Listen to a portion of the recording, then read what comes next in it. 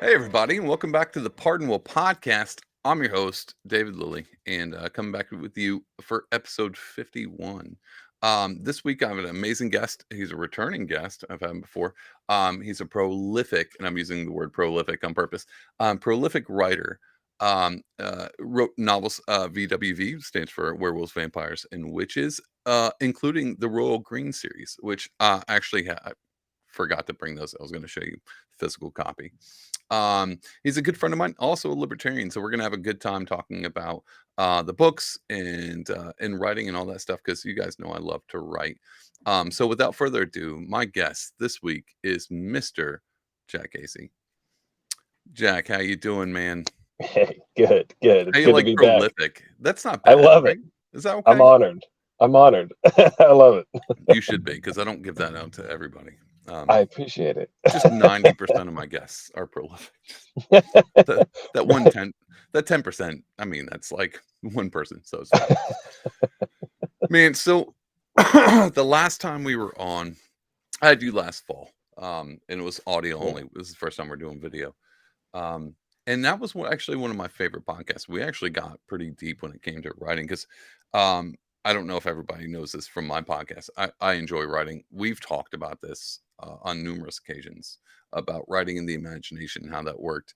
That podcast was a blast, and a Mhm. lot of people enjoyed it because we dipped into like the idea of epiphany and serendipity and the imagination. Where do these cool ideas come from? Um, and so I was sitting on that and I was like, well, when the first questions, oh, should let you introduce yourself. How about that? Why don't you, before I go, hey, first Oh. question, Jack, shut up. Hold on. First question. No, I'm just joking. Jack, tell people about yourself. Oh man, where to begin? I guess yeah, an author now published, but I've been writing and telling stories my whole life. I finally, after many years, you go through cycles of writing stuff and trying to figure out whether or not you're ready to publish or do any of that. And I finally had a story that I finished, spent years on, and was like, all right, I'm going for it. I'm doing it. Yeah, So yeah. I did it. I did the thing. I published a few years ago, and I'm writing more and working on more series.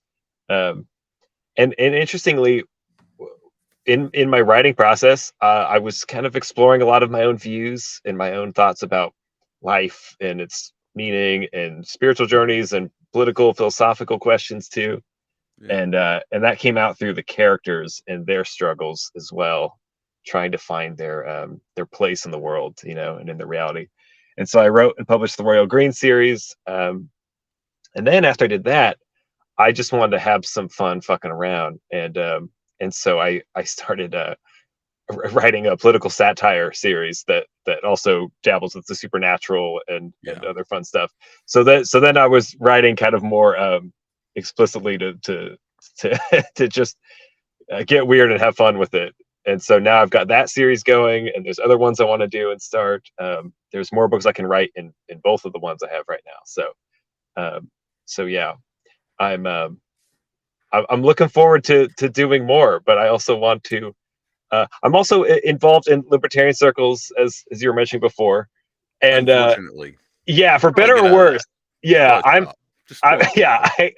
I basically discovered Twitter a year ago, Oh and no. and and it Me yeah too, it buddy. Me too. right, right, and Yeah. it actively made me worse, but also in Yeah. in fun ways, because I've previously been on social media on and off. I'll delete them every couple of years and kind of You kind of need to. start fresh, and Yeah.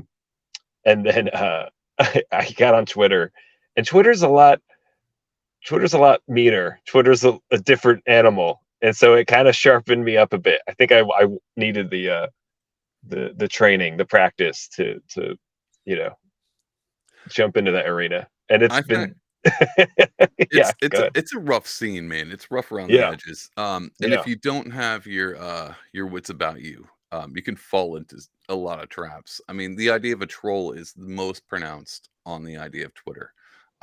Trolls galore. And if you can't, here's the thing about Twitter, and this is fun for like a writer. I have a hard time claiming writer, um, whereas in you can. But when it comes to like writing, it's hard to express what you're thinking in whatever small characters. And so Right. when I read, I have a hard so I think I ran into this. I ran into an argument. I mean, this is not the question I had. We'll get back to that. Side rant about Twitter real quick. I got into a small argument recently, like a few weeks ago. And the person I was arguing with, it took me a minute because I said something and then went back and forth. And then this other person jumped in and like, I mean, what do you think you're doing? And I was like, this is a dumb question. And I had to step back and I was like, well, the profile pic is obviously a cartoon, so it doesn't matter. But the tag was, and I almost responded like seriously, like, well, here's what I'm thinking. But their actual tag was at dumb American, like dumb underscore American, which you can, if you're listening right, you can go in there and follow them. And I stepped back and I was like, oh, this is a troll. And so I pulled back and I was like, something, something. And I replied to your ad. And they're like, well, you changed the subject. And I was like, I don't even think I'm going to waste my time. So I was like, yep, sure did. Cool. And done. But that was the thing about Twitter is like, you never, like, it's one of those things where Yeah. genuinely, I'm a genuine person. So when you interact with me, you're going to get me. But when it comes to like trolls on the internet where they're just trying to poke fun and you're like, how much time do I waste with this? Because you never know if you're having a serious it's not like a podcast like me and you right now. You never know when you're having a serious conversation. So it's a lot of there's this there's this Yeah. biblical there's this biblical scripture. Um and in the process, basically the scripture is never cast your pearls before swine, which means you never Right. take something valuable you have, like jewelry, and throw it into a pig pen because pigs eat everything. They don't think about what's valuable. They can't decipher between jewels and garbage. So that's a troll. So biblically, never cast the things you're trying to. It's basically just a concept of being like, well, just make sure you know who you're talking to, because when you cast pearls before swine, you're wasting the things that you're putting out there. Most of the time, it's your time. You're wasting your time.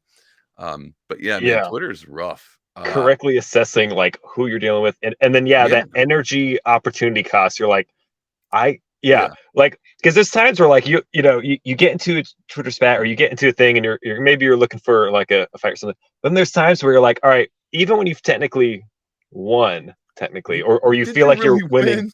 you're also like, I'm right, I know I'm right, but you're also like, how much time did I lose doing this, and what was like the actual net gain other than Yeah. like maybe slight pride thing or something.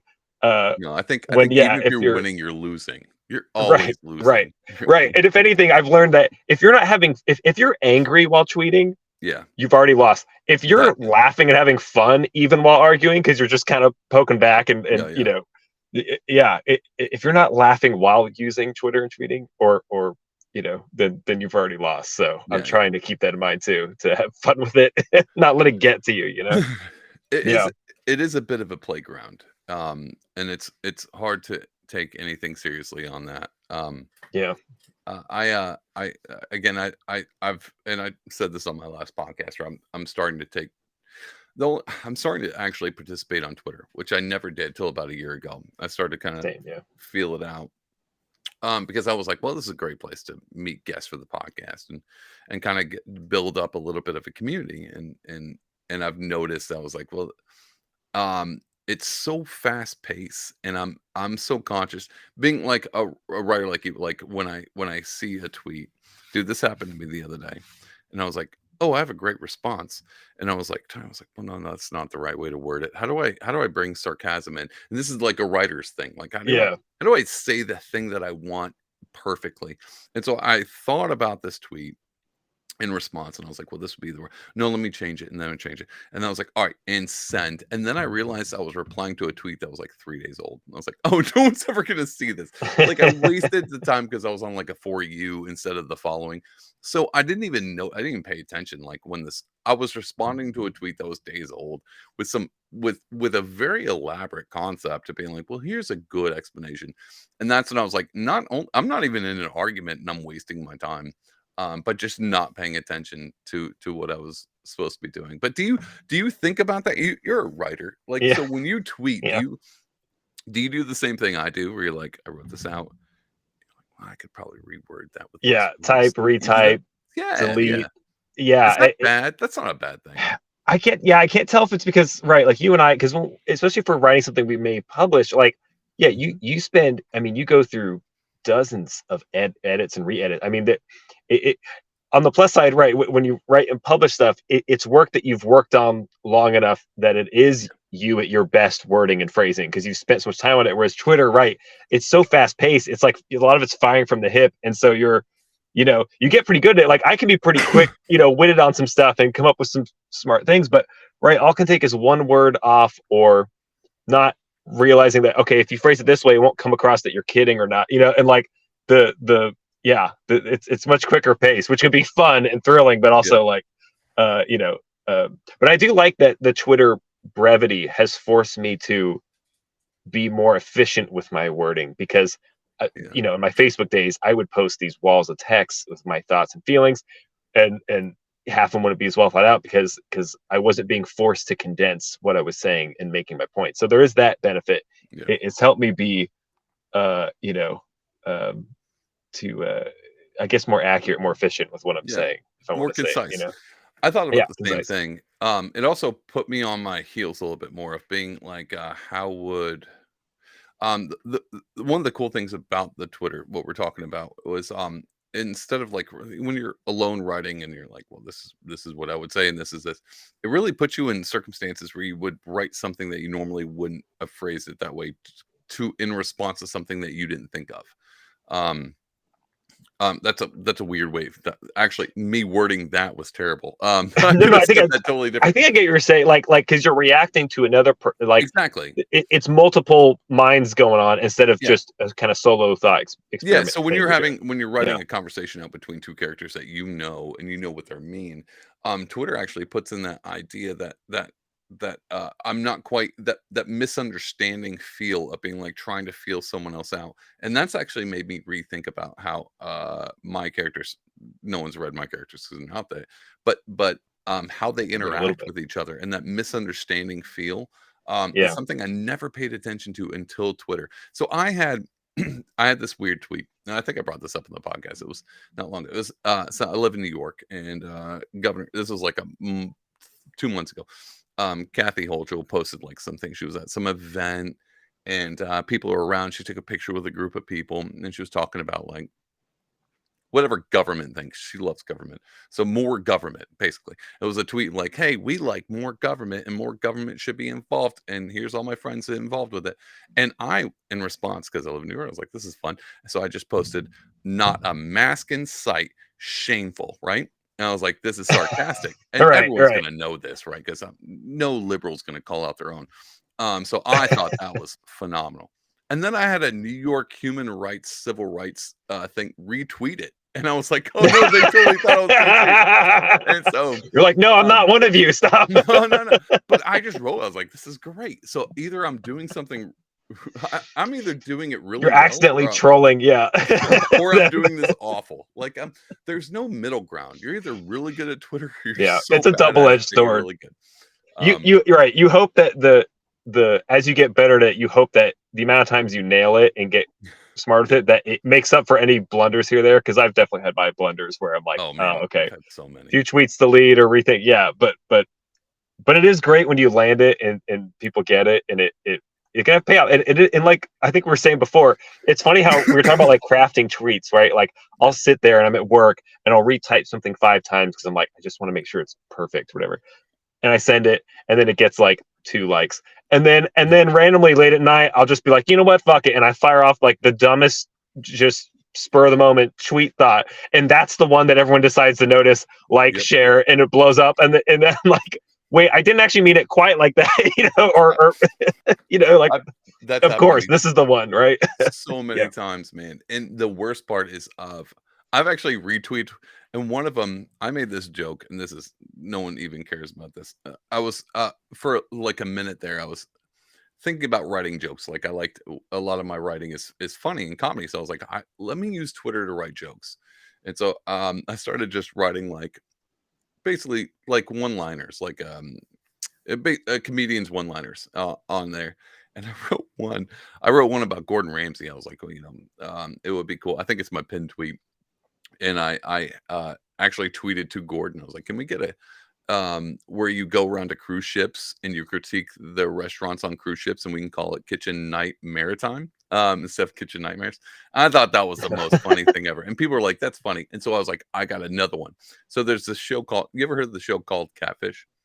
Oh yeah, yeah. And so me being old school because I'm an idiot, I was like, I'm gonna tweet at them. So I tweet at the main people with the show Catfish, which is all about like finding people who are catfishing people online, and Right, it's a right, whole right. MTV show. And I tweeted them and I was like, you guys need to add a foodie element, and or motorcycle cops, and then call it catfish and chips. And so, and I was like, this is gold. Tweet it, nothing. And I was But like, yeah, screw this, silence. retweet.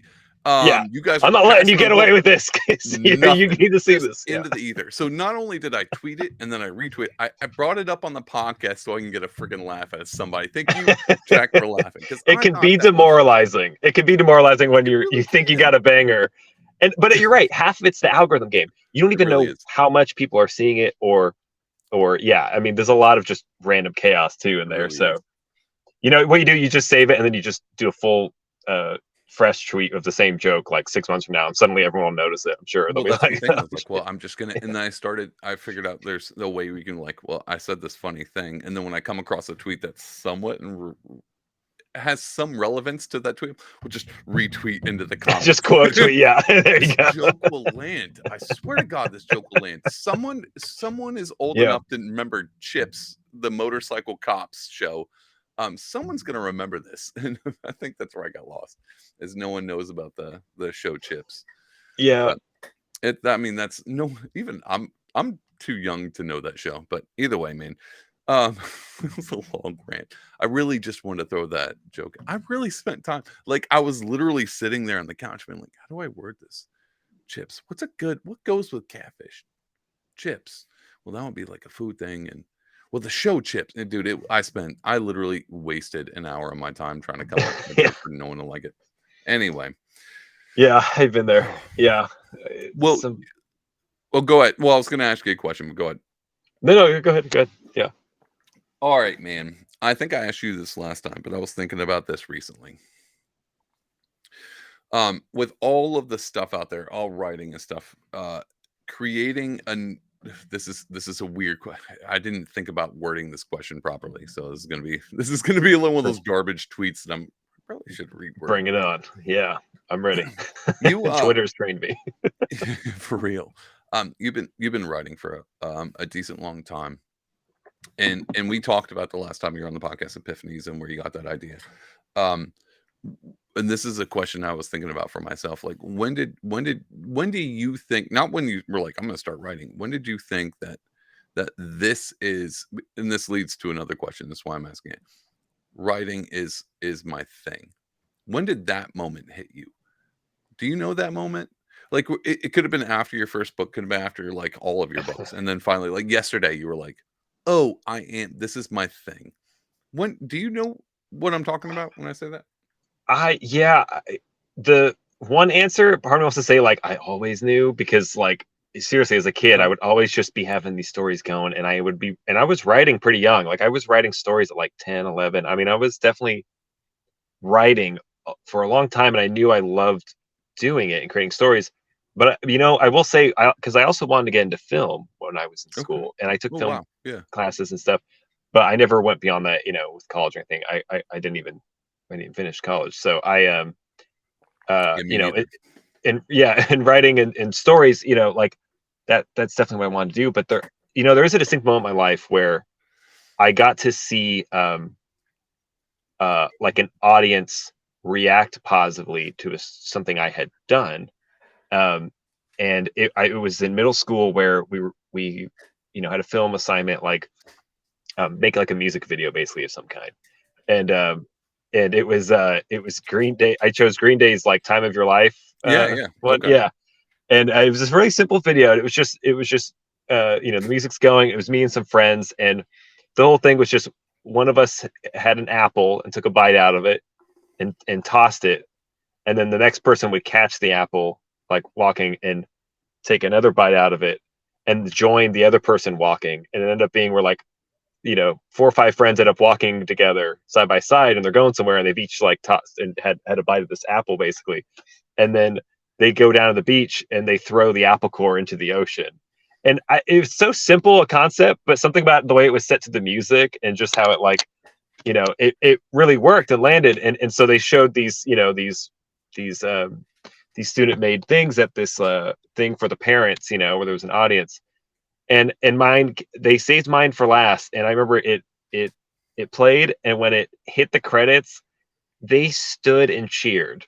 I mean, it was like a standing ovation. Like, it was that feeling of like, oh wow, this little idea I had actually, like, you could feel when people Yeah. weren't just clapping out of like politeness, but they were like, that was Like, awesome, well done. You're yeah. like a sixth grader, and you just did something that was, you know, and it's such a simple thing like that, but that's definitely a distinct moment where I felt the joy of knowing people were really excited by something I'd made and produced. And so translate that to books too. Even now, I'm like, every artist is like, no matter how much they try not to be or show it, we're all so self-conscious about our work, or at Easily. least we have bouts of it. You're right. There's times we feel really confident about it, like we'll refresh ourselves and be like, no, no, no, this is good, this is good.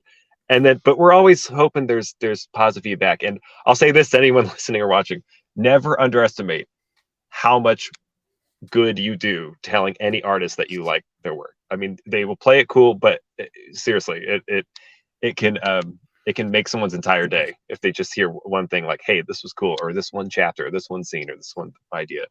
And so, yeah, there's been moments like that where I knew not only that I wanted to do something, but that maybe I can make something that people generally enjoyed, and not just for myself, and and Yeah.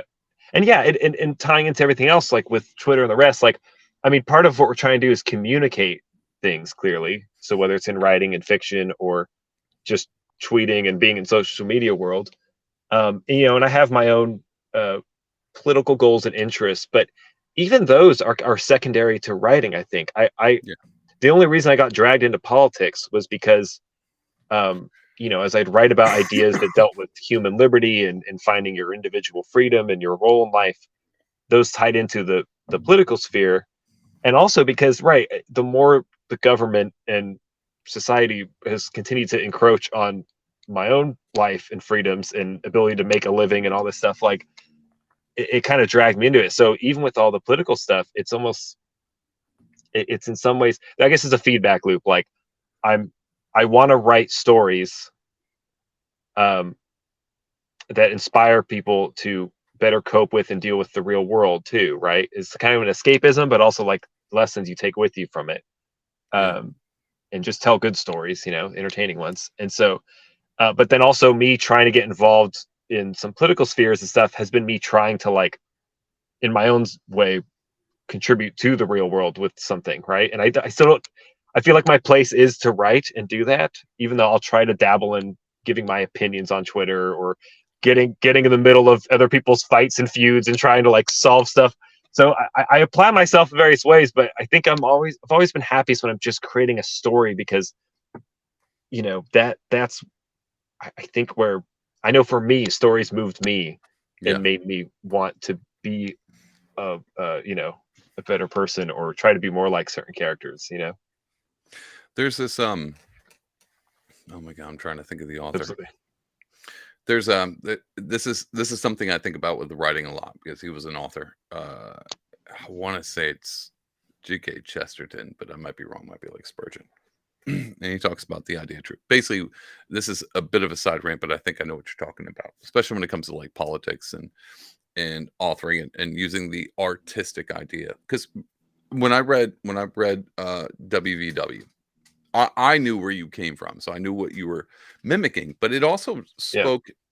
spoke a little bit. So it's a story and narrative. Just so everyone listening, you wrote this novel.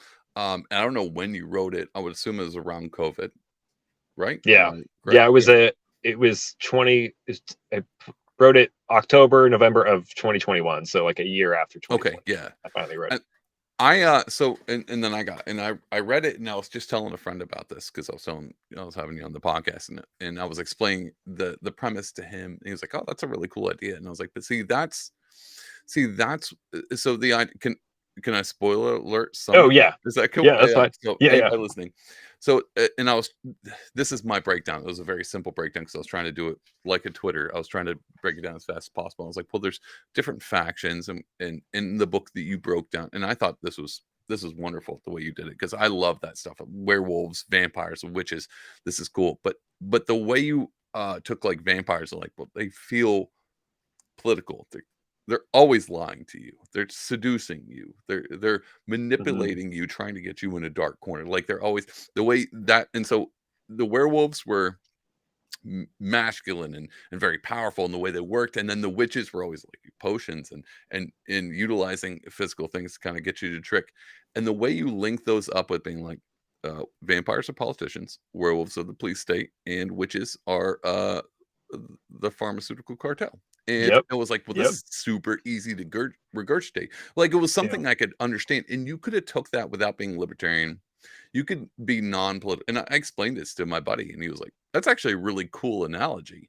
And I was like, "This is why it's such a good book, because it took something that was fantasy. It was definitely something outside the spectrum of being like, well, here's a political breakdown of what happened during COVID, but took it into a narrative Right. of something that you could almost feel. That's why I love that book so much, is because it wasn't as boring as being like, oh, well, here's where the politicians went wrong, and then they signed Right. on with the co-sign with the pharmaceuticals, and then Pfizer did this. And it was like, no, here's a cool narrative of being like, Right. I know you see the world. This is we're moving too quickly through this conversation because I want to get to this, but I know you see the world one way, and it's all starting to look like fiction. And so now, as a writer, you went, okay, this world looks crazy. Let me show you the crazy part of what it looks like for real. And it was such a good allegory. Allegory, I think, is the word I was going for. Yeah. This is Yeah. why Yeah. I'm bad at Twitter, dude. This For is his why I'm yeah, terrible. It was symbols a representing, yeah, whatever. it was exactly, but it was so Yeah. simply put that anybody could read that, and they may not even look to the political side of it and just read it like a good book, because that's what a good book. So goes back to where I was about to say, and I think it was Chesterton, and he says he talks about the idea of speaking to someone with truth and trying to get them to understand something. God, I'm gonna whoever's listening to this, they're like, that's not Chesterton. But he was We'll I'm fact trying. check it later. It's fine. The fact I've check. read a ton of Yeah. authors other than you, Jack. I promise. I've read a ton of other people that my whole That's bookshelf is. probably good. That's It's probably one of good. these But books over here. But as he much as basically I would like to be the only one. yeah, yeah. But he's specifically talking about religious beliefs and philosophy. And he says, theology tries to teach you truth by knocking on the door. He goes, but art goes through the side and shines through the stained glass windows, trying to bring light into the church. Basically, he's using a church Oh, I like that. Yeah. an allegory for you, like you not Yeah. quite understanding truth, and you're not willing to have to go through opening the door. But art will peer its way through. The light will come through the stained glass windows and shine into your life, regardless of whether you open the door or not. And so, basically, his whole point was truth. If art is done well, truth will end up inside you. That sounds weird, but you'll understand truth. You'll Get see that truth up in there. Yeah, yeah, I yeah. hear It penetrates the stained glass but you know what I'm saying. it. Truth will get to you through art easier. It's easier for truth to get to you through art than it is through just like Yes. theological and philosophical book. Like go to college and you'll understand what real morality is. It was like, no, no, no. Art actually does the work for you. And you start to understand, and that was my full circle. That was my whole point of your book. Like the COVID thing and like politicians, like, well, I don't know. I mean, we've kind of been relying on aspirin for quite some time, but your book breaks it down to be like, now that you've seen what the fantasy is, do you not see how this links and how it makes even our nonfiction world look stranger than fiction? Like, does this Yeah. not seem Right. something It's weird? like, am I writing fiction? I mean, just because Exactly. it's vampires and werewolves and witches, Yeah. are you not being ruled over by monsters? Are monsters not running the world right now? No. Are they not poisoning you every chance they get in your mind and in your body too? It's like, yeah, no, thank you. Thank you. I'm glad you can appreciate what I was going for and why I've chosen this, because like I said, as much as I have my political and views, sort of the meaning or point of all the stuff I'm trying to tell, I also recognize that for a lot of people in our political spheres, you know, for a lot of them, it's like they're trying to beat people over the head with the equivalent of like the libertarian Bible, Yeah. right? They're libertarian Bible thumping. That I can't tell you how frustrating is how many libertarians will read the same econ books and nonfiction stuff by the same five authors who they already agree with over Yeah. and over, and they will deal and they'll tell themselves, if I just give them my, if I just give my socialist friends or my whatever friends this book and lecture them the If they right would just way, read Thomas Sowell, right? If they would sorry, just, right, if they would, and it's like, exactly, because I wasn't moved as much by those things. I was moved by me neither. stories. It's Me through neither. fiction, and like there's something to be said about when you emotionally connect with characters who are in scenarios that are like, hence why I think if we're treating politics like a religion here in that sense, Which we should, because it pretty much is. Let's be yeah, honest. It really yeah. is. It's like sometimes the parables are what make the point more than the stringent laws Yeah. of here's what you can do, here's what you can't. Right? You can talk to you about the NAP violations all day, the non-aggression principle, I the agree. concept of not initiating force. You can talk about the logic of why we're right, but just like these Twitter fights, like sometimes even when you're right, proving you're right doesn't actually like it doesn't achieve what you're actually wanting to do, which is for someone to not only understand what you're talking about, but want to understand, want to be invested in Yeah. what the outcome is. And it's not even that I'm going to use the stories to explicitly, like, I mean, WVW is me more consciously, right, kind of using the symbols to kind of convey our ideas in a way that was more fun and interesting, Yeah. and hopefully funny, and also offensive. It's meant to It kind was of fun poke at and everyone. offensive. Yeah, no, it was great. It had all the But things yeah, going on. like here I'm gonna trigger everyone at once, including myself a bit, Yeah. and get us all talking, laughing, but also getting the ideas. And in any story I write, and especially with like the Royal Green series, like my number one focus was I want to tell a story with believable characters and a good story that like just makes you feel things and think things, and Yeah. especially because my focus has usually been individual liberation in the soul journey, like that's Yeah. as much what my stories are usually about. And so heck, even that, as you saw, there's a lot of like people questioning their sexuality stuff. There's a lot of like those lines too of like more personal things going on with the characters that can translate to the bigger picture. Because I think too, as human beings, like we try to care about the macro scale of stuff going on, but it can feel overwhelming, um, to think about these giant forces moving in these, right, the world being run by monsters. But sometimes even just on an individual personal level in your own life, there's things you can do to free yourself more, or to, right, have those epiphanies that help you get through life and have a fighting chance against the monster system. Um yeah, that's a lot of, I'm glad you could see the different layers to that there that was going for. No, I caught on to it, and I think here's why I think me and you were in trouble. Not in trouble. We're not like, oh, we did something wrong. Where I think our what we're trying to do, because I mean, regardless of whether anyone listens, if you've listened to this podcast, hopefully you know I'm libertarian. I don't talk a lot about it, but I'm libertarian at the same time, and I have a lot of, dude. Let's be honest. There's like every libertarian I know has their own podcast, right? Like they Mhm. all have their own podcast, and I pay attention to them, and they're always like, "Well, I have had this person who's running for this and this thing, and we're going to talk about policy and politics, and we're going to talk about Australian economics and ICE and John Locke. We're going to talk about these things." It's like you guys never have any artists on, and the cool Yeah. thing about, and this is one of my favorite. So when I started, this is why it's important for me and you.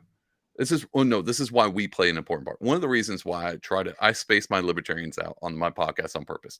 And one of the reasons why I try to do that is because they love talking policy. Like this will solve everything. I'm like, I get that. And you can lay that textbook out and be like, A, B, C, and D equals B. For sure. I totally agree.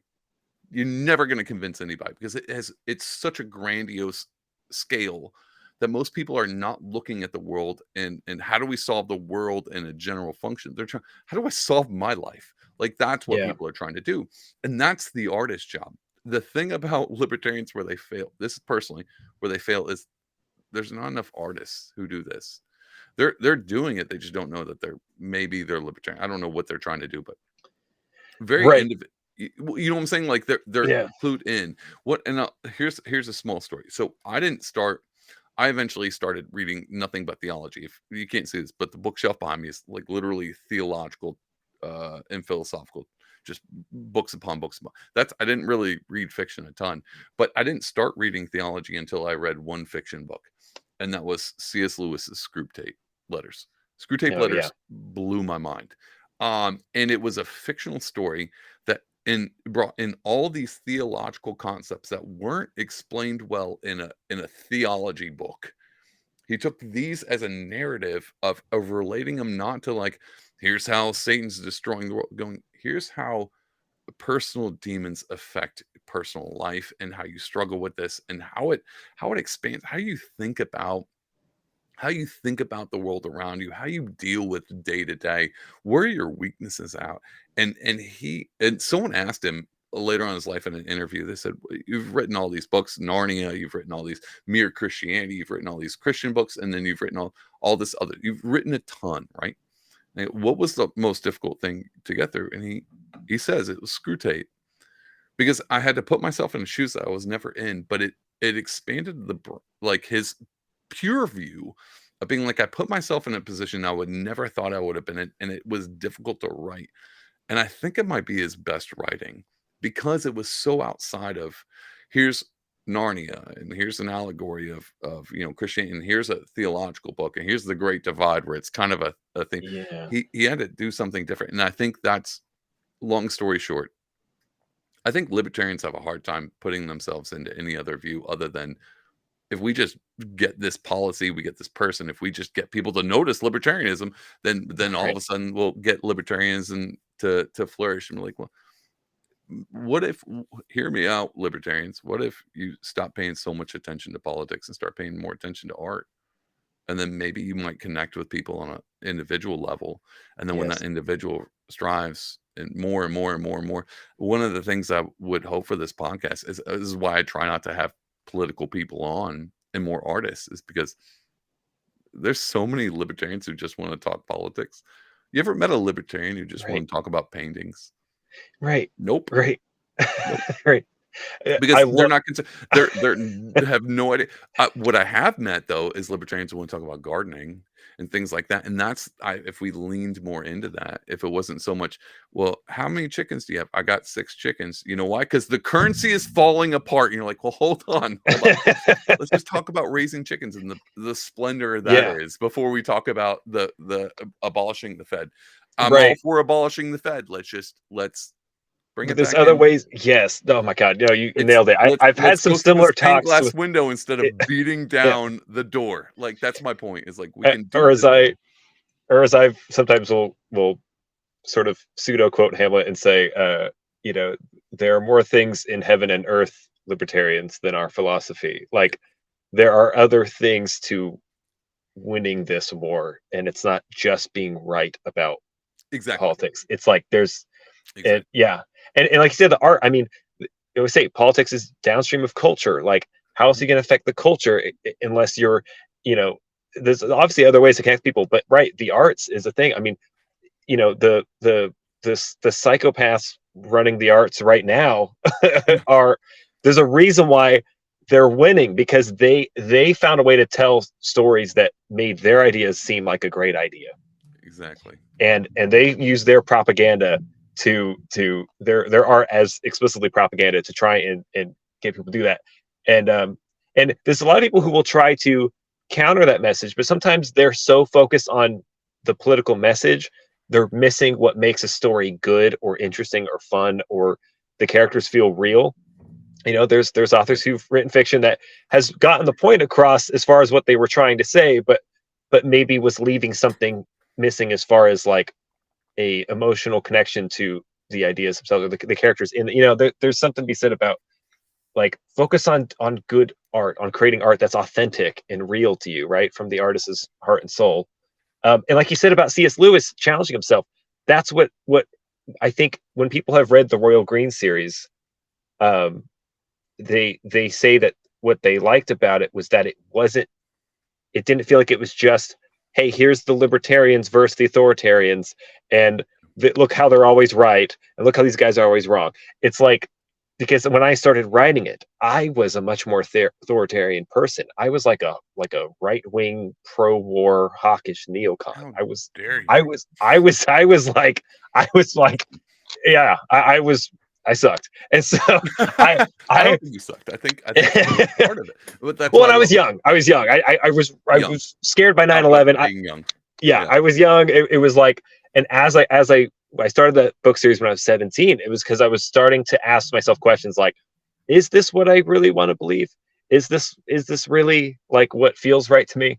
And so in having the characters kind of grow and evolve, questioning themselves, challenging themselves, like you were saying before, like trying to put yourself in the perspective of something else. At the time, I was an authoritarian trying to understand and empathize with libertarians. I, Yeah. I was trying to understand what they were talking about and why their ideas kept bugging me and why it kept poking at me and making me think about things differently.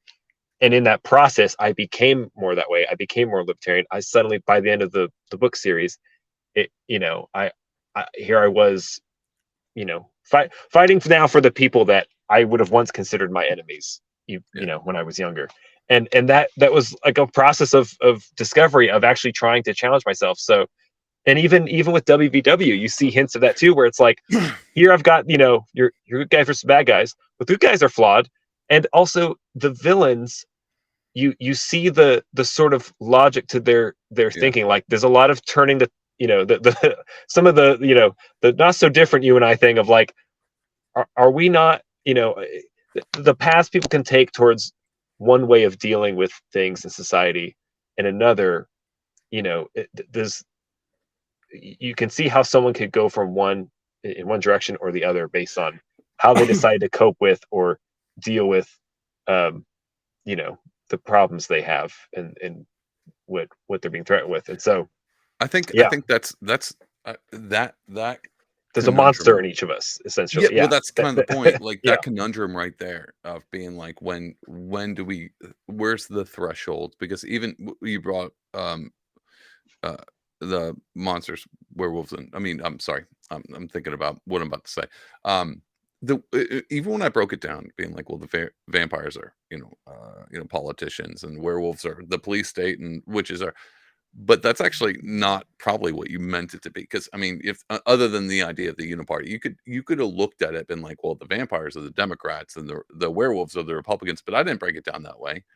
I broke it down as different sects of a uniparty, which I would have done Yeah. libertarian style, but you could have read that as any part. And even if I was to take a side, because when you read those books, you understand why they're. I mean, the vampires are pretty clear, but like, this is how we survive. We feed on the blood. Right. And the other one, I mean, You're it our makes food, sense, like, basically. Yeah. even the witches were like, "We are obsolete unless we create this." Like, this and it's a lot of survival. The whole entire book is basically like, here's, 4 different factions, and they're all trying to figure out survival, except for there's one faction that can survive and not have to kill all the others. But Yeah. because they wanna kill them, enslave them, then now we have a problem, which is Yep. that's kind of the libertarian point of being like, Right. we wouldn't, me and you, whatever political party we would be cool, except for you're coming after me. So Right. You're using the power of the that's state to that's push it. your way of life on me. Yeah. Yeah. And if you Like if read you into just it, live and let that's live. it. That's Yeah. literally it. We would Yeah. this whole utopia, like, the things would be better if we had more government. No, things would be better if we was limited. We're like, no, things would be better if me and you can have a conversation and stop trying to kill me, like, or use Right. me, or take my Yeah. money, or move Yeah. onto my property, or steal my vote with whatever it is. If you would just stop at the my fence gate of my rights, just stop infringing on my rights, and then let's have a conversation of why I might actually sacrifice my own rights to help you. But Yeah. this idea of you coming against me, and Yep. that's what I and read. and hence I and may hence have no, read that's too much beautiful, into that's this thing, but perfect. No, you nailed it. And hence too why I made a conscious choice to, in other supernatural stories like this, the werewolf and vampire stuff, they often tell it where like it's something someone does to you yeah, and you're permanently you're a changed and there's victim. no going back, so you're stuck. And Yeah, I decided to frame it as, what if every vampire, werewolf, and witch is basically a human being who had to consciously choose to use innocent blood Yeah, to become that way, to gain their powers, to become. So that's a good hence, point.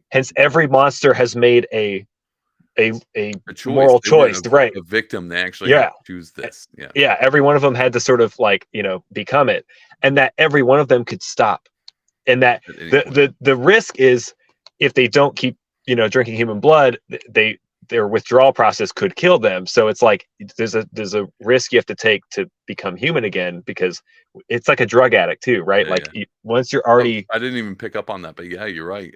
right. It's kind of an addiction thing. Like, Yeah, and same with the government and people in those systems. that's a Like good if point. if you're used to drinking tax money from people, and it's like, yeah, if we end these systems, you know some shit's gonna Yeah, change, and some of you won't have the advantages and powers or whatever that you used to have as these monsters. But that's the price of restoring humanity. Like we got to get back to that. So yeah, there's so many ways you can kind of well, pull that that's around. the beauty of the story is because it can expand so much, and this is why Yeah. artists. Well, let's get back to this. Let's take a break real quick. Is that cool? Oh And yeah, then sure. we'll Yeah. get back to this because I got some more questions, and Okay. we'll keep going. All right. Let's do it. Hey, everybody. I don't know if you know this, but not only am I a podcaster, I'm also an artist, and I'm not a bad one at that. And if you want to judge me and be like, well, I don't think he's a very good artist, you can actually go to pardonwill.etsy.com and check out my art. And I'm going to show it to you right now. If you go here, you can actually see my entire category. And I've got cool stuff like antiques. I got the Mandalorian watercolors. All these things are prints. I also have originals on here, and you can buy those that are actually on watercolor, hand painted. But even with the prints, you can choose like, well, I want this size. I don't want this size. I want to actually be able to adjust according to the frame that I have for the office or the living room or my kids' bedroom because they love Spider-Man. You can do all of that at pardonwill.com/Etsy. And as a gift to you for being a great listener, I'm using promo code podcast. It gives you 10% off. And that's literally just me being like, hey, thanks for listening. And it's just for you. No one else knows about that unless they listen to the podcast. So that's my gift. And a lot of podcasts are like, well, donate and subscribe and all that stuff. And you can do that as well. But I don't want free money. I want you to be able to support the podcast and also get something in return. So if you go to pardonwill.etsy.com and check out my art, you can just look at it. And sometimes it's just nice to look at art. What is Instagram for anyway? So go to pardonwill.etsy.com and check it out. And if you like something, use promo code podcast, get 10% off. And that's my gift to you as a listener because I appreciate you. And so that's it. And back to the episode. All right, and we're back. All right, Jack, I got a question for you. We're talking about art and the political realm. Here's a question that I've been, and since you're a friend of mine, and we've talked extensively about the culture war and how art plays into this thing. I've been thinking about how much I put the culture war on the forefront when it comes to art. So you write books, I paint a lot of paintings, and I do a podcast, stuff like that. I've kept a lot of my Twitter world, and I said this on the last podcast.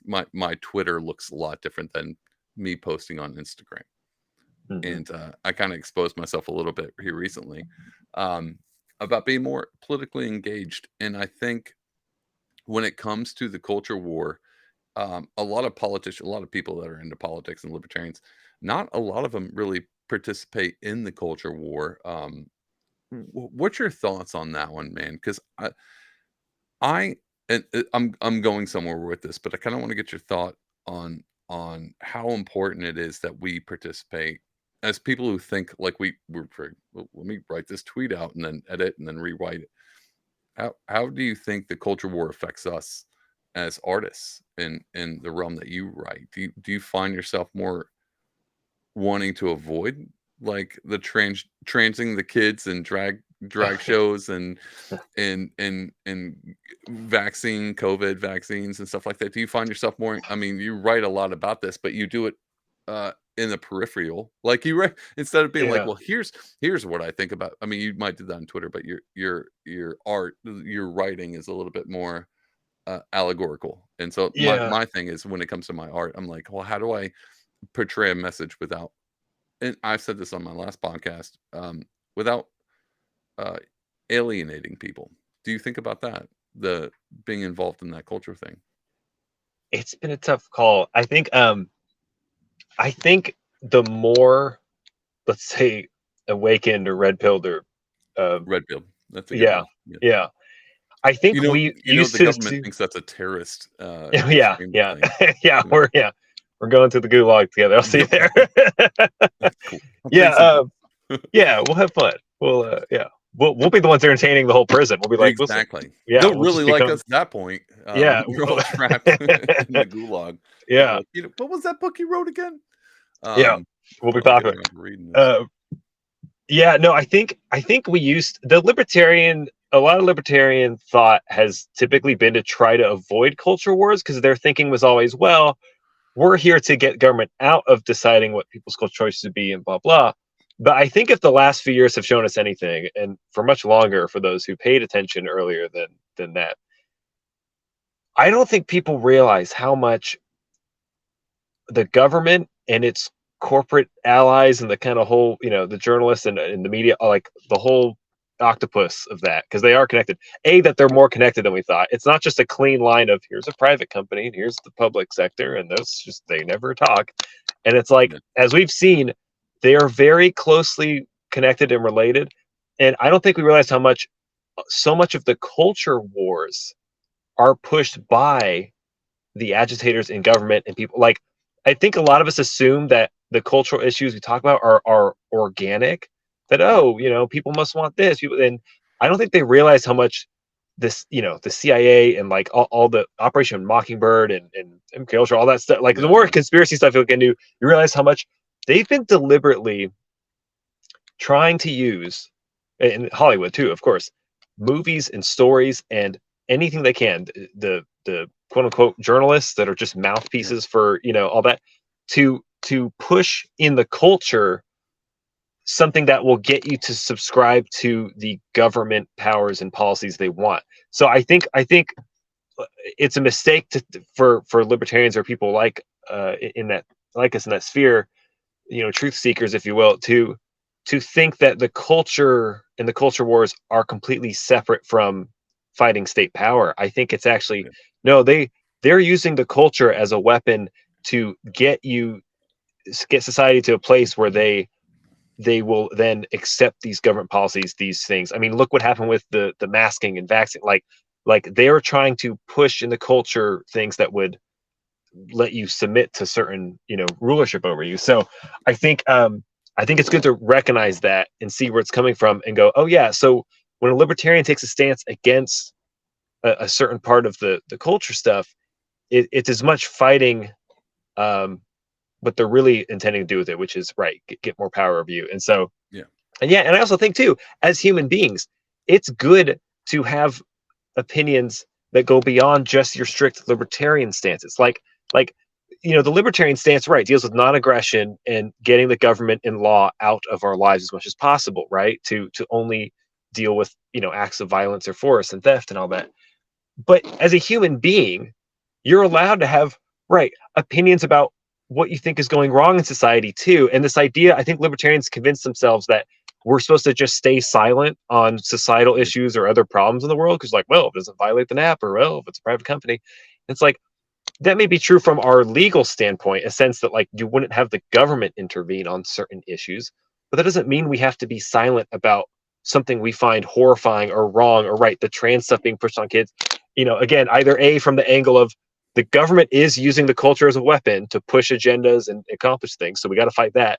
And right, it's okay to have personal opinions on being like, yeah, this is fucked up, you technically Yeah. have a right to do this or whatever, but like, fuck you and your crazy ideas. Like it's okay to have personal opinions on stuff. It doesn't make you anti-libertarian, Yeah. especially if we're not like, Well, no, it you know, does. I saw yeah, on Twitter, apparently it does. You're not libertarian anymore yeah. because, It's like, right, and the fact that you utter one thing against, the especially I think the left culture, or the whatever you want to call it, the government corporate sponsored culture pushing stuff, like you you're labeled some kind of like hard right wing or whatever, and it's like Bigot. no. It's called Yeah, bigot.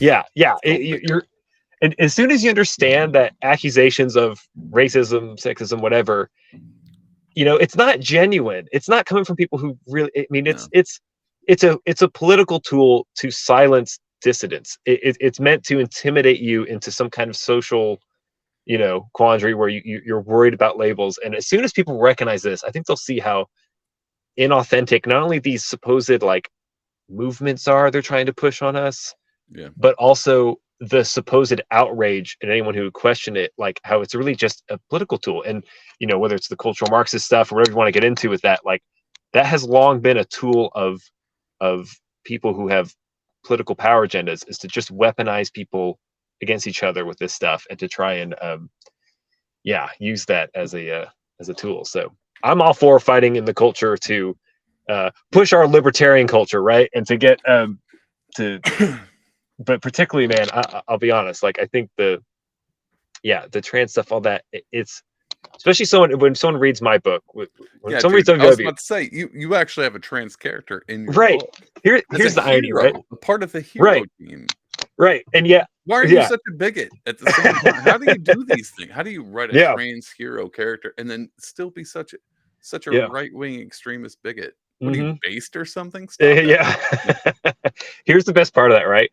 I As I saw the trans stuff becoming more pushed by, right, the media, the corporate, the government, all that stuff, um, it it's like I had this vision in my head, and because I've long had empathy for and a curiosity about what that's like for people who are in that state where they are 'Cause you're questioning their gender and all that, right? 'cause you're an artist. Yeah, yeah, You're I'm an an artist. artist, and all artists are just a little bit gay, and no,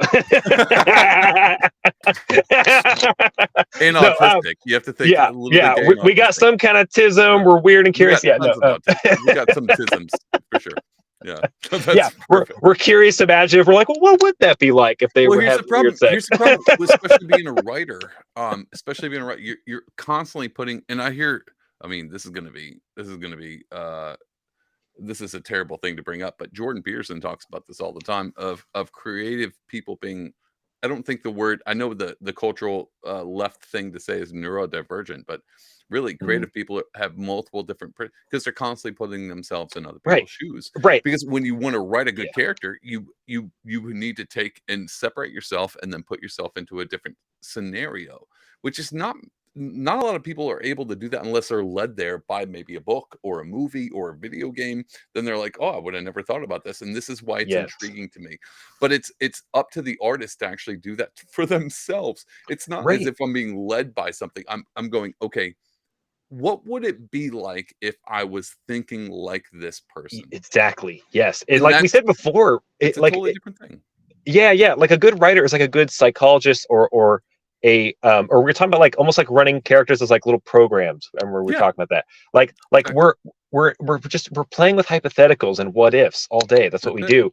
And so yeah, and even then, like people notice when they read my books, I especially Royal Green and other stuff, like the the heroes are supposed to be relatable, but so are the villains. Like Yeah, to make a good villain, they have to be convincing that someone could decide to be that way yeah, and why they would be that way, and where they went wrong and why, and so that you know and also because I believe in ideas about redemption and things like that, but just that to understand to defeat your enemy, you have to understand your enemy. And I exactly. think in the case of my story, I'd long had, I mean, I'm able to write from male and female perspectives with my characters, this male and female Because you're gay. protagonists in my No, I'm other just books. Yeah, I'm right, just exactly. Yeah, I put on a wig when I write, and I just get the heels, and um, and you drag it while you're writing. I could see you typing, putting lipstick on. I gotta change characters.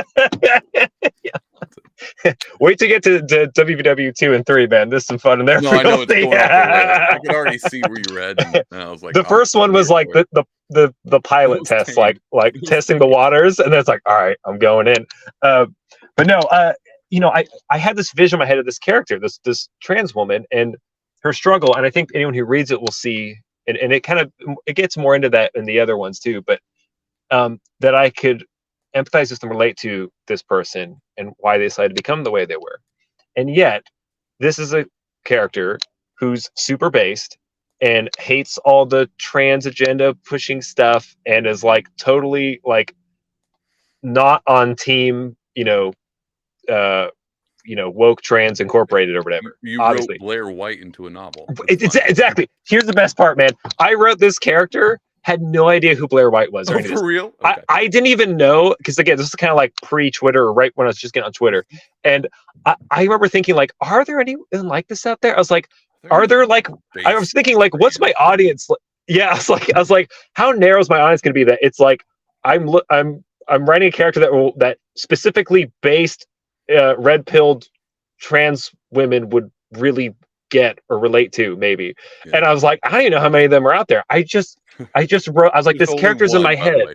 One. Yeah, no, I found quite a few. I've been surprised I'm because just Blair playing. White's the yeah, It's just Blair Blair White's White with multiple Twitter accounts. I don't know. it's yeah, it's just sock accounts. Yeah, Burners. yeah, She's got burners competing with AOC. Like they yeah. both have multiple things they're trying to They're all fight. me. I'm just ghostwriting It's all of just them. Yeah, you. It's just I'm you. trying to perpetuate. Yeah, Yeah.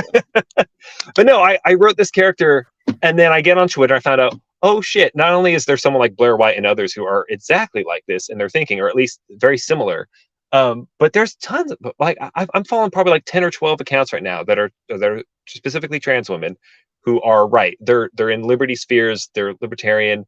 They are really annoyed by being, and this is true of any of the supposed minority groups and things that the left thinks they represent or stand for, that like there's just always so many people in these categories that hate being labeled that way, hate being thought of as a monolithic voting block or as some kind of community that like one of them can speak for them. and Yeah. and as you see, yeah, it's like, no, people are unique and interesting and different. That's what brought me libertarianism. Like, individuals are very unique, and they have a lot more to think and say than what you can kind of broad brush as. So here I have this base tranny who's who's slaying monsters, and I'm like relieved to find out that even though that seemed true to me to write in the story and where it was going with what it was trying to do, that was also a real thing out there, that I wasn't alone in thinking that way. That I Yeah. was like, oh yeah, okay, cool. This is actually a thing, and I hope that would be relatable to people who felt very similarly. So So, well, I mean, that was a it's probably relatable to a few people out there. And I think here's why I think people shun artists, people who paint, people who write, people who sculpt, people who are storytellers in whatever medium they do. This is why I think they shun them. Is because they always think that power is in the collective. Especially, I mean, if we're going to be honest, if I was to, even as a libertarian, and I think I come from a right wing background, but I've been in same. artist world for so long that all my friends who were artists were either punk rock or on the left or democratic socialists, and I had conversations, Mm-hmm. but everything always felt, if it wasn't a part of a movement, then it doesn't mean anything. And as a personal artist, I was like, what do you mean? I always thought that, I saw one piece of art or I read one book and it changed so much. I'm like, this is one person does more than a collective. You don't always have to speak to the masses. You can speak to one, and that one, if you focus in on that one, you might actually connect with more people than you would if. And this is why I go to when it comes to the culture war, and this is why I think with like the whole Bud Light thing that got brought up, and this is, I mean, even as a libertarian, I'll put all my chips on the table and say that I'm very much a conservative than a left winger, on a few different routes because obviously my religious background and the way I believe. But one of the things that what puts me into the probably extremist road, probably why my FBI agent's listening right now, um, Yeah. is because I don't believe in the power aspect, coming from like I have to convince all these people.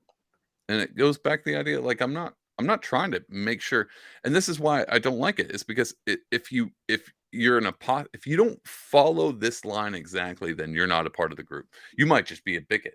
And it was the Right. same things like that Scott Adams guy who was like wrote for Dilbert. I listened, so the whole not to get, I'm trying not to go on tangents, but every time someone gets kicked out of the left, and they were so for it, right? And then they slip up one time, they banana peel it one time, and then they're booted. Now they're Yep. right wing extremists, even though they're far left. I mean, Right. Jimmy Right. Dore Right. himself. I love Jimmy Dore because the guy's like, I want Medicare for all, and like I want everyone to.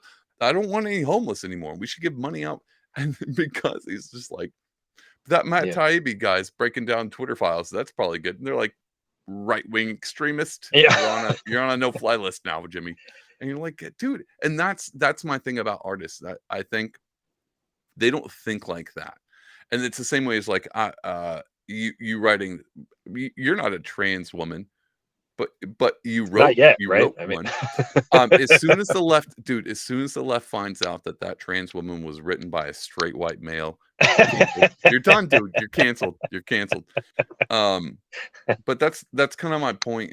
Is I don't see how artists function on the left, and I understand why they didn't function on the right because we have strict rules. If it's not biblical, then get out of here. Which Right. I They still have their own version of that in some circles. Yeah. exactly, which Right. still Right. blows my mind because literally C.S. Lewis wrote as a demon.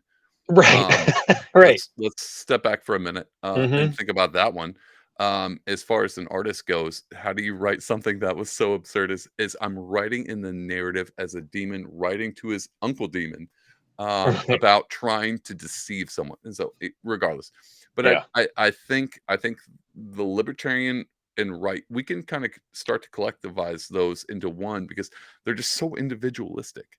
They don't work as a collective, and so you can do things like I'm thinking about writing this short story about this kid who's Native American, and I was like, I might do this just because I'm super white, and so I might just Just write on this short purpose to just trigger on people. I'm gonna write That's this kind of what I as did a too, man. Native American just to throw a wrench in this whole thing. I think I can do this. I actually am like a 16th of Native American, but I don't want to tell anybody that because then that might get me a pass in some weird That's just cult. your ace up the sleeve, ready for when they Yeah, yeah, yeah, try to yeah. cancel. You're like, boom.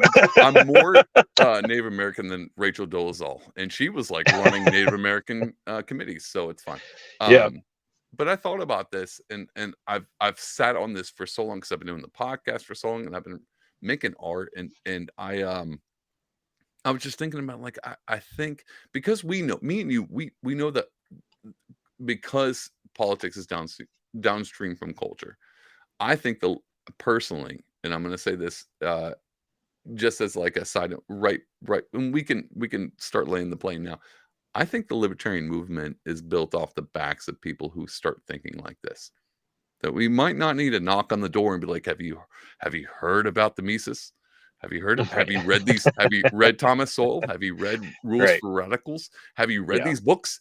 Instead of Yeah. being like, how Leave about that we for just us autists who are exactly who are going to deal with it. let the For the ones, mathematicians math, yeah, like yeah. but there's a whole sect of people out there that I run into all the time. One of my friends, he's an anarchist, and I talk to him all the time. He was never into the libertarian. He thinks like this because he loves Jesus and he reads his Bible. And I'm like, there's a whole party out there that's trying to pull you in, dude. Hmm. And they have no idea how because they just trying to get you Yes. to read a book. And so Right. like Right. Yeah. but if they would just make art and be like, look, we're just not collectivists. I'm all for having empathy for other people and being non-aggressive, but I'm all for having principles too. And dude, and just I Right. know this is going to sound super absurd, but if you think differently than me and we disagree, then let's talk about it. Oh my God, that's so weird. Yeah. And that's Yeah. That's it's what makes libertarian. You're like, I'm going to have my own set of ethics and morals. exactly You're going to have your own. yeah. We're going to raise our children the way we want. We're just not going to force our way on each other. I mean, that's always been the angle, and the fact that as we see that there are some who just cannot let go of the idea of their neighbor being different when all we're Yeah. always asking is just don't tread on me, don't fucking That's it. tread on me. I'm Just gonna don't tread bite on your me. fucking ankle. And Yeah. I'm gonna inject it with poison. Yeah, it's yeah, Yeah. and no, and and one thing too, I won't give too much away, but I will say that even in our strive for liberty and our political goals that have as artists, right, we're creative thinkers and kind of individually minded, and that's probably part of what drew us into I think so. this libertarian movement. But even in that, I explore the idea in WVW, the dangers too of our own thing and what we're doing, like the What do you ways think in that? which, like I the mean, ways don't in which, without spoilers. yeah, like just a reminder of how much too that even in our strive for liberty, the ways in which that can be turned, like the ways in which if we yeah, how do I say it like you'll see, but just let's Yeah. just say Okay. I don't hold back any punches for fellow libertarians too, who write the dangers of becoming the thing we hate or are trying to stop, and that like Oh, dude. um But you that have to think that humbling reminder that's of like, yeah, but that's every great narrative, right? It's yeah, Frodo in Mordor, yeah, like you're ready to yeah, toss the ring. How yeah. often do we, as even as politically libertarian, do we find ourselves being like, well, but I kind of do want the police to show up on this thing, you know? Like I kind of do want the Yeah, CIA, and yeah. I get caught because, and this Well, is a not that longer one. conversation for another libertarian guest Sure. that I want to talk politics with. I want to get one libertarian on here that I can just ask some serious questions about. Yeah, yeah. I actually want to get a more of a left wing libertarian on here because I've got some questions on even the idea of freedom and responsibility. I'm a bit of because I'm a conservatarian or whatever. I do think I think the whole constitution and freedom thing kind of lines up with like a strong morality and a sense of at least some form of cohesive truth that we agree on. Like, and this is the one thing that I always butt up against. Like, this is not a this is not a libertarian argument. This is more of a Christian atheist thing. And I always ask them like, well, how do you feel about morality? Do you think it's transcendent? Do you think it's off in the ether? Do you think it's something that's just socially cohesive? Like how do we know what's right and wrong? Is it because it's if Mm. it's wrong, it's bad for a social construct like us as a group, or is it wrong because it's just bad? And and I run into that thing with libertarians as well. And I think this we're and not to go into the weeds real quick because we're coming towards the end, but the abortion thing, I know that's a big libertarian. It's Mhm. like, well, the government shouldn't be involved, and then I'm like, well, what's the non-aggression I, principle on that? I'm a pro-life libertarian now. Yeah, I'm like, if you're gonna have a How does this government, work, dude? We would just yeah, contradict walking contradictions that we're pro-life libertarians. But I think about that in like drag shows for kids at libraries. I'm like, well, kids can't consent. Dude, I literally talked to a guy on yeah. Clubhouse who was like, we're libertarians, and children have all the rights that you have. And I was like, that's not right. No, I was yeah, like, that's no, you sound like a yeah, pedo. yeah, But yeah. I It's like, just yeah, exactly. There's very important, nuanced discussions we had about what's okay societally, what's okay from a legal libertarian perspective. It's like yeah. there's really good conversations to have, and yet, yeah, it's so yeah. People mistake being libertarian for being like, well, anything goes. And it's like that's not quite what it's because It's it's not. applying the non-aggression principle, and right, especially when it comes to children, like that's where you can kind of see like, yeah, no, the, children are being aggressed upon with their gender and surgeries and all this stuff. Like this is not the same thing as informed adult consent with this stuff. And yeah, I think this it's good that we have libertarians arguing that, conservative libertarians who are like, hey, this is not a hands-free kind of I thing, but hope that's a whole nother subject. But I think I'm gonna be honest. I think conservative libertarians are the only ones keeping the other libertarians from spinning off into freaking oblivion. seriously, Um, I'm like, I feel less and less common ground with any of the like lefty leaning people, because even though I'm I do writing too. stories about trannies and fags, like you know Yeah, fucking blowing each other or whatever, at the same time I'm trying to tell a meaningful story. It's like I'm clearly writing stuff that would offend the average conservative, and yet I can bet that the most of, like, especially in the libertarian world, people who have personally conservative views can understand how to read and enjoy something even if it's got something that offends them, because they're not, especially if they're libertarians, they're not going to try and like shut me down for whereas the yeah, the left leaning ones, they're like, if you don't do this thing, you're phobic, you're whatever, and so yeah, I'm there's having a I mean, this is a longer conversation, but I'm Yeah. starting to, because I'm on Twitter and I have not been involved in like libertarian Twitter very much at all. Like I dip my toe in and then I step further back and I go, well, might not be a place for me because I'm not super intelligent. Like I'm over here painting Spider-Man. I'm not for this, You're but intelligent to me, man. but there's a lot, dude, that I sit back and go, there is a regardless of what you don't need. I think this is where this is why my libertarian conservative thing comes in. I don't think it should be against the law. Say you see a child. This is dude. It comes down to the subway thing. So there's this, and I keep Well, bringing wait, this up. if I may, by the way, sorry to Oh, go ahead. interject, Go, just no, no, no. Go well, ahead. and to give you a lifeline in case you didn't want to go too far out there, but I just that it, something I realized because what you asked me earlier about like when I said I realized a better way to phrase what I was trying to say earlier about like libertarians like resisting the temptation to become.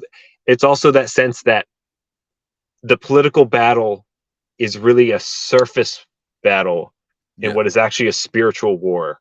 That Oh, like very nice. Yeah. everything we're doing, like, and I think you'll see this theme pick up in the books that you read. Like, it's Oh, actually okay. a lot more Okay. spiritual than it is political. Even though it's also right, the politics ties together, the ethics, the framework of societal rules and laws, and how that should work.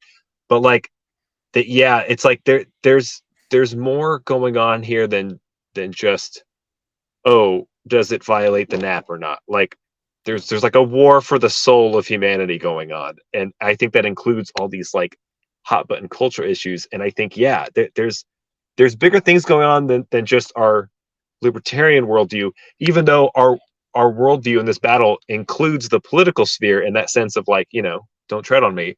But also, Right. yeah, I think there is like a war for the soul of humanity going on that has as much to do with those deeper, spiritual questions, and that Yeah. there's some people who miss that, I think, because they're so focused on the, well, does this violate this and that? And it's like, Yeah. but there's a human thing going on here that goes even above that we're talking about, like I when think. you're seeing children being butchered and this other stuff going on, you're like the demon thing, right? Like Yeah. C.S. Yeah. Lewis writing Yeah. about demons is like, there's demons, there's stuff going down that's like way bigger than this politician's ripping me off. Like, call it lizard people, call it whatever. There's more going on, right? I think actually what you just said, I think that actually nails it down pretty solidly. And this is a thing I run into. I mean, I still do, but because I'm a Christian and I studied theology and apologetics, I was always interested in atheism. Was an atheist for a little bit and tried those arguments out. They didn't work out well. But Mhm. when it came to the moral thing, that Same. ethereal concept of is morality a social construct that tribes work to make sure we succeed evolutionary, or is there something actually transcendent in there is right and wrong? And one of the big questions I always ask atheists, which I could probably ask libertarians the same thing, is it better to feed a homeless man or kick a baby? Well, the answer is obvious. Well, why is the answer obvious? Do we know the details and what makes it right and what makes it wrong? Well, it's better, to feed a homeless man than kick. Obviously, because if you kick a baby, it's like, well, no, that's not the question I asked. We're not talking about what it produces. We're just talking about basic standards. Is it better to feed a homeless man than to kick a baby? No one thinks about it. Even in that question itself, it's the same. Your peer view doesn't actually think about feeding a homeless man. The thing that sparks you is the idea of kicking a baby because atro- it's so atrocious that you don't even think about handing a sandwich to a homeless man. Your only thought is going to the idea of someone kicking a baby. And this is where the whole non-aggression principle when it comes to like abortion with libertarians are like, we don't want the government involving. For sure. We don't want to Mhm. tread on anybody. But in New York, I watched a video of a guy raping a woman on the subway. And people Yeah. with the NAP non-aggression principle videoed it.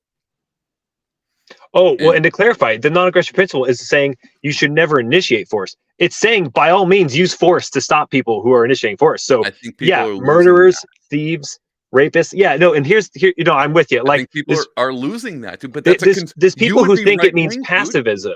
Oh my God, you're Right? not a No, pacifist. the You're right the wing. You're a right right wing the extremist. You're probably so based or something like that. right, You're right. cancel based. Yeah, Anyone who's committing murder, theft, rape is they're initiating aggression against another person. Therefore, the victim and anyone else watching has every moral right to intervene and use force to stop but it. Like that's the whole stick. And but yet Jack, there's that's that people who will moral not thing. even do that. Yeah. That's because they don't know what morals are. Yeah. They don't believe in morals. They believe morals are sociologically constructed. They don't believe that there's something Right. actually wrong about it. They think it's wrong if it's the government's intrinsic on it. They're all right. So, dude, I'm Yeah. gonna say this, and we're gonna end the podcast before I lose all my libertarian friends. Um, most libertarians believe morals start and stop with the government intrinsing on them or not. But beyond that, it's almost as if morals don't exist. Do kids have consent? Well, they have human rights. And like, you know that morals are ethereal. It's not if you went straight anarchy, like the government doesn't exist, people are still going to be like, it's bad to kick babies, and Right. you Right. shouldn't. And if you There's do, still I'm going to people kill who you. will. It's like no one. The government's not coming in going like, if we say kicking babies is bad, then it's bad. Right. Like, no, we Right. know what is right and wrong. We And that's part of transcendently the know pitch that. of libertarianism is That's it. because there's people who think that without the government, no one would ever have morals Yeah. or stop aggression. And Yeah, our whole exactly. argument has to be like, no, human beings can stop aggression and do the things that we've Easily. been told government's supposed to do, but we can do it better. And because we Easily. do have morals, we do have standards, and that part of Well, having those because we morals have as a stake. standards. We have a stake versus the government. The government could Right, care less. right, We right. actually have a stake. It's our community. It's our people. This is the Right. same We thing that gotta we gotta look out for each other, our own, our kids. Like, yeah, and therefore, good on the parents saying, "Fuck yeah, you for fucking with my kids." Like we need people who are right exactly. gonna take that human action and go, "I'm going to do the thing that the government can't do or isn't doing well enough."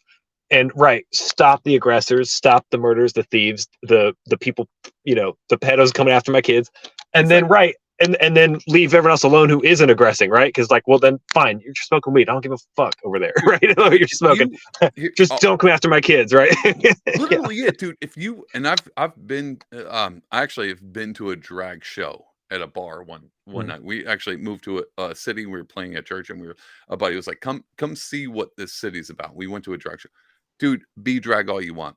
Do it in front of someone's kids. I'm Yeah. violating the nap, and I'm punching you in the face. It's just it. That's the Right. least of your worries. Me Right. punching you should be the Yeah. least. That's the least I can do, was punch you in the face if you do it in front of kids.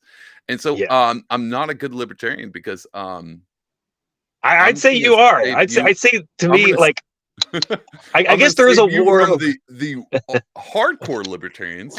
I'm gonna save you from them, and I'm gonna save my kids from you too. well, And so, I'm with you. I feel like there's a war over defining what being a libertarian means that's right it. now. And for some people, you're right. They kind of they think it means having no moral judgments outside of And I can't not blame them. violations. And I'm like, Can't. no, of course everyone has their moral standards. And yeah, I think children being non-consensually, because they're children, they can't consent to things like that. It's like, Yeah. yeah, that's the creep violating the nap on your children. Therefore, Exactly. you have every right to intervene, right? And so, yeah, this a lot of really good, like, I kind of like that, especially with the more recent era of the Libertarian Party takeovers and things going on.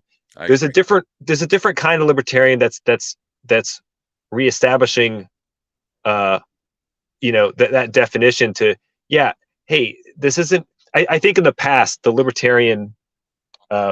libertarian gatekeepers who wanted to keep it very kind of left leaning, and they Yeah. saw any kind of conservative religious people as like, oh, you can't be in this club with us because Oops. your views are bigoted or whatever. Yeah. And as it turns out, no. It's like the best libertarians, I think, sometimes are the ones who have those set of some standards outside of the NAP too, because they're the ones who, without a government around, would maintain society. They're the people who Yeah. would have the churches and the homeless shelters and the things that would do privately what we've all been arguing the government can't do as well, right? So it's Yeah. like we need those people who have those standards.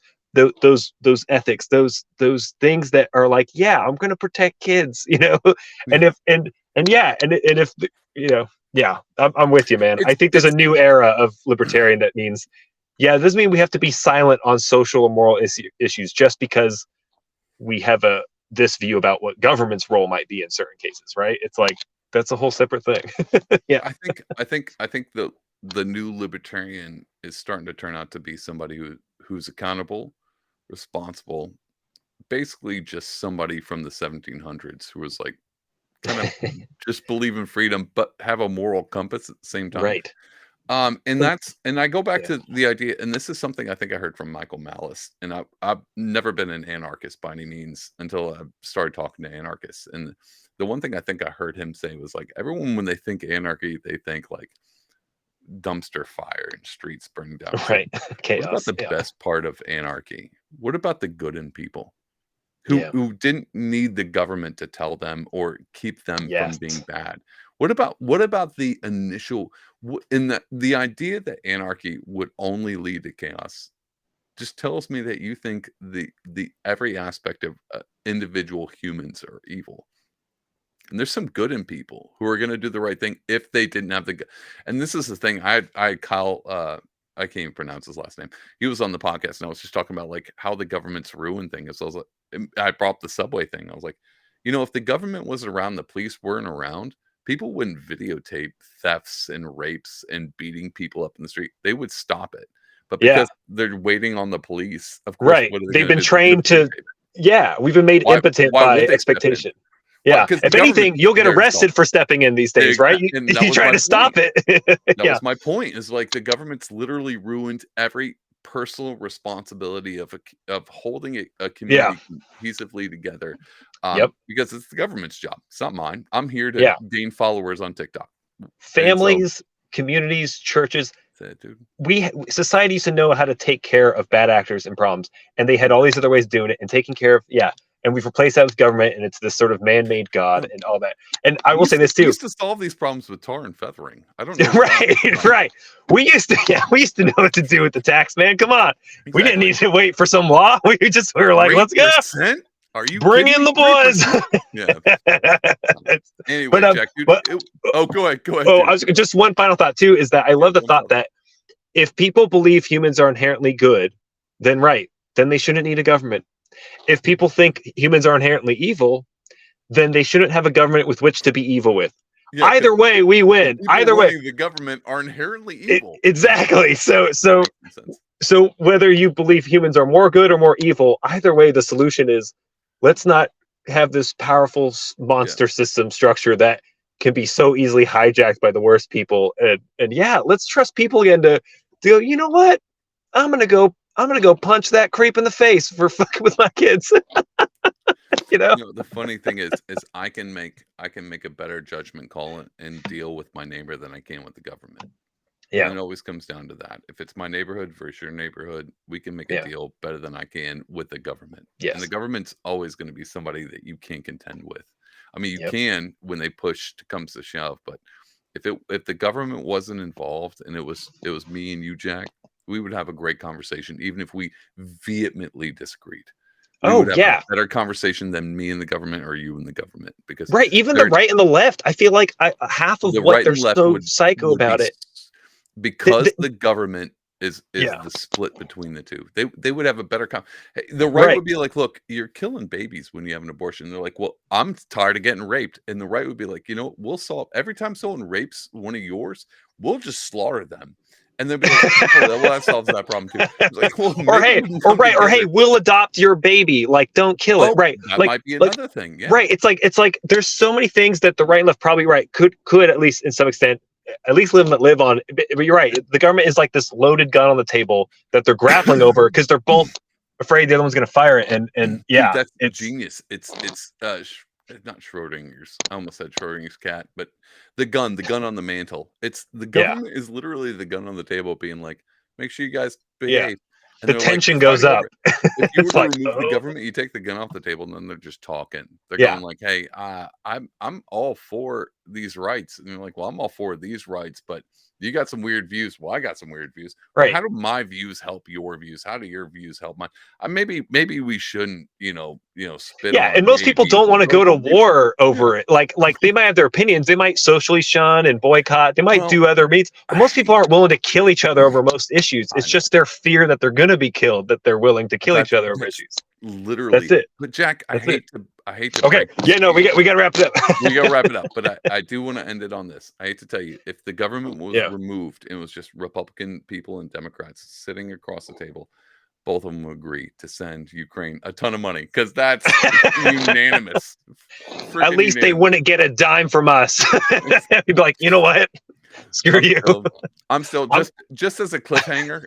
I might do a separate pod. I'm still lost on the whole gun control thing that's been in the news lately. I'm still lost on Mhm. the idea of like we need gun control, but send them some guns. I'm like, Right. Oh, I know. I I know. still we didn't the one topic I wanted to talk to you about was the simulation theory and the idea that the writers for this season 2023 are so campy that it's crazy that they went this campy with it. And It's like, well, just to tie it back to the conversation beginning, in writing WVW, I was trying to do satire and exaggerate things slightly to make it funnier. And dude, every nailed month it. I'm like, this is getting more ridiculous than my It's getting satire. I can't keep up.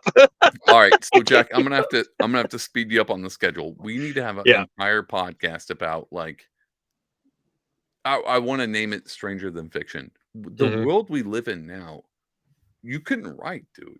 And if you did write it, it'd be a crappy novel. Like it would be so bad because it's Yeah. so played out. Like it's so played. Anyway, tell everybody where they can find your book and all that stuff. Yes. Quick Speaking enough. of, listen, don't listen to the government statist propaganda. Don't read Exactly. their crappy novels. Read my crappy novels. I Okay. agree. Read your crappy novels. Yeah, If you're gonna do it, yeah, at least support an indie artist. I Yes. agree. JackCaseyBooks.com is my website. You can get them there, but you can find them on Amazon too. If you search the Royal Green or WVW, they'll pop up in the book section. Um, yeah, the Royal Green series, a labor of love of like 10 years, and a lot of deep, cool stuff and fun stuff in there. WVW is the quick and dirty, fun, Yeah, more recent stuff I've done, and I have plans for more in both. good, good. So if anyone likes what I'm doing with either of those, show me some support. Let me know. There's more coming, and there's also other series and genres and things I want to do too. So anything you buy is an investment in me as an author to have endless entertainment in your future. As the world burns, we will Exactly. you will have books around the revolutionary campfire to entertain yourselves with That's while right. we fight the robot overlords That's with Alex Jones. right. So In the gulag. yeah, Um, exactly. All right. Well, thanks, man. Thanks for coming on the podcast. Appreciate it. thank you, man. Thank you for having me. This has been a blast. Yep. Always. All right, everybody. Thanks for tuning in to the podcast. If you want to follow me, you can go to Pardonable Art on Twitter and Instagram. You can also follow the podcast on Pardonable Podcast on Instagram. I'm thinking about making a Facebook page because that's what all the cool kids are doing. But other than that, on YouTube, Rumble, which is probably what you're watching it on now, like and subscribe. I know that's a big thing the TikTokers always say, but it helps me in the algorithms. And if you like, well, this is always a fun podcast. I'd like for him to keep doing it. Like and subscribe. It helps me make me feel better about myself. And also go check out Jack Casey's books. I have them. I didn't bring them up. I should have actually had the physical copies. Love his books, love his writing. I always like to promote artists on this podcast instead of just having people who want to talk about culture. I think honestly, I think art actually moves the world forward. I really believe in that concept. So every time I talk about culture, where we're moving as a society, I think the artists are the ones leading the way, and so I think it's important for everyone to support them because it's not easy being an artist and trying to do what you do, and kind of explore the realms of thought and movement and still actually stay afloat and stay alive. That's a real it's a real difficult thing. But not me. I'm doing great. You don't have to give to me at all. Don't go to my Etsy, pardonable.etsy.com and buy any art. I don't need you to buy any art. Don't do that. Pardonable at Etsy.com. Don't do any of that. But anyway, thanks for tuning in to the Pardon Will podcast. And I will see you guys next time. Bye.